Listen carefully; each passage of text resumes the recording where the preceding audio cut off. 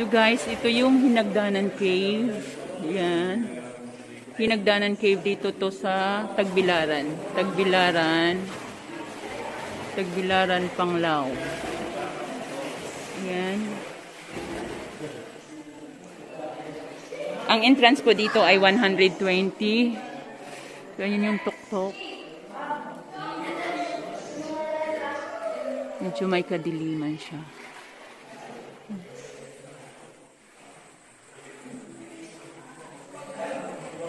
So, ayan yung tubig.